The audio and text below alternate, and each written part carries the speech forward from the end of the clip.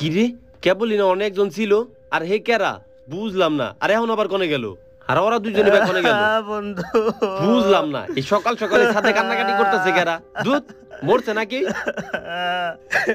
কিরে সব মানুষ এনে কিল্লি আর সবাই এইভাবে কান্নাকাটি করতেছে কিল্লি দেই তো বুঝলাম না। সকাল সকাল কান্নাকাটি শুরু করে দিয়েছে। মরছে না কেরা? এটাই আগে দেখে লই।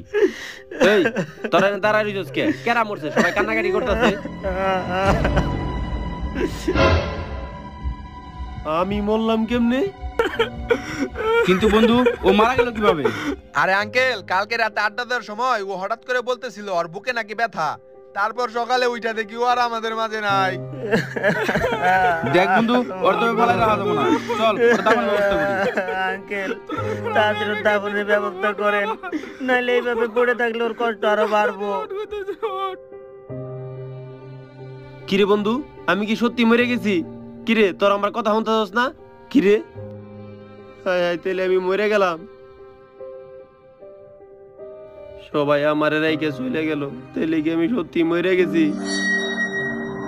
আর আপনি কে? আমি তোমাকে নিয়ে যেতে এসেছি। আমারে কোথায় নিয়ে যাবেন? মৃত্যুর পর মানুষকে যেখানে নিয়ে যাওয়া হয় সেখানে। তাইলে আমি এখন কই যাবো? সেটা তো তোমার আমলের উপর নির্ভর করে। তুমি যদি দুনিয়াতে ভালো কাজ করে থাকো তাহলে তোমার জন্য আছে জান্নাত, আর তুমি যদি দুনিয়াতে খারাপ কাজ করে থাকো তাহলে তোমার জন্য আছে কঠিন শাস্তির জায়গা জাহান্নাম। জাহান্নামীকে অনেক শাস্তি দেওয়া হয় যা তুমি কল্পনাও করতে পারবে না। ঠিক আছে তাহলে চলো, তোমার হাতে বেশি সময় নেই। অন্তত পক্ষে যাওয়ার আগে তুমি তোমার দাফনের জায়গাটা দেখে নাও। বন্ধু চল বাসে চল, যাওয়ার হইছে, মন খারাপ করিস না। আরে ওই তোমরা বাসে চলে যাও।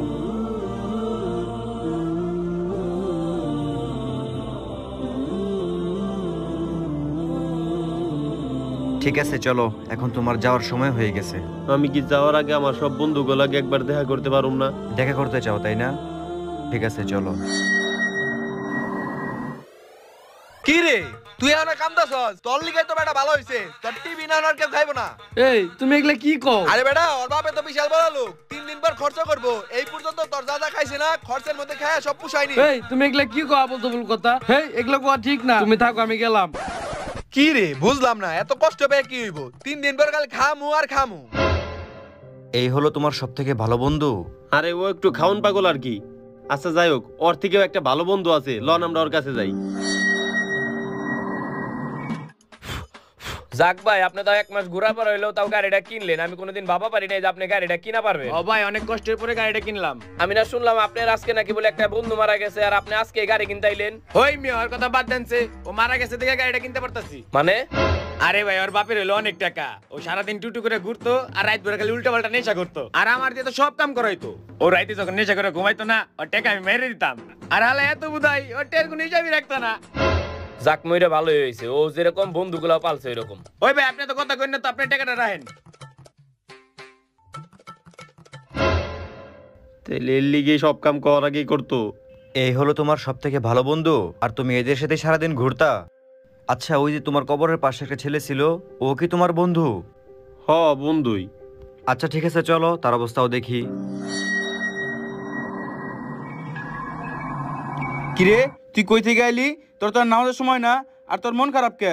আজকে কি তোর আর মারছে নাকি? না মা, আমারে কেউ মারে নাই। এই মিথ্যা কথা কইবি না, আমি খোঁজ দিছি, ওরা তোর প্রতিদিনই মারে। তোরে কি ভাত খাওয়ায় না? তুই মারতে পারস না? আরে আম্মা, আমারে তো প্রতিদিন মারতো, ও আজকে সকালে মারা গেছে, আমি এখন ওরে মাটি দিয়ে আইলাম। কি ও মারা গেছে? যাই, তোরা প্রতিদিন মার খেতে হবো না, ওই পোলাটা এমনি তো বদমাশ ছিল। এই আম্মা কি করতেছেন এই সমস্ত উল্টাপাল্টা কথা? আমার নয় আম্মা আছে, এর লেগে বিয়া দেবই নই, ওর নয় আম্মা নাই, এর লেগে বিয়া দেব হয়ে গেছে। যদি ওর আম্মা থাকতো তাহলে ওই এরকম বিয়া দেব হইতো না, ওই আমার মতো ভালো একজন মানুষ হইতো। আপনার একটা মরা মানুষ নিয়ে উল্টাপাল্টা কথা করেন সবসময়, আর ওই আমার সবসময় মারলে কি হইব? ওর মার কাছে আমার অনেক ভালো লাগতো, এর লেগে আমি যাইতাম। আর ওই আমার বন্ধু হইলে কি হইব? আমি ওর আমার বড় ভাইয়ের মতো দেখতাম। আচ্ছা বাবা, তোর তো আমি কথাটা এভাবে বলতে চাই নাই, তুই মজা।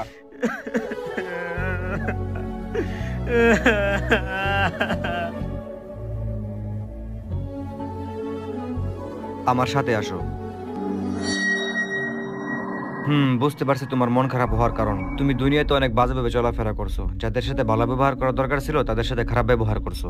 তুমি নিজেকে পরিবর্তন করার জন্য অনেক সুযোগ পাইছো, তুমি সেই সুযোগটাও কাজে লাগাইতে পারো নাই। হ্যাঁ আপনি ঠিকই বলছেন, আমি অনেক সুযোগ পাইছিলাম নিজেরে পরিবর্তন করার, কিন্তু আমি কোনো সুযোগই কাজে লাগাইতে পারি নাই। সব সময় মানুষের সাথে খারাপ ব্যবহার করছি।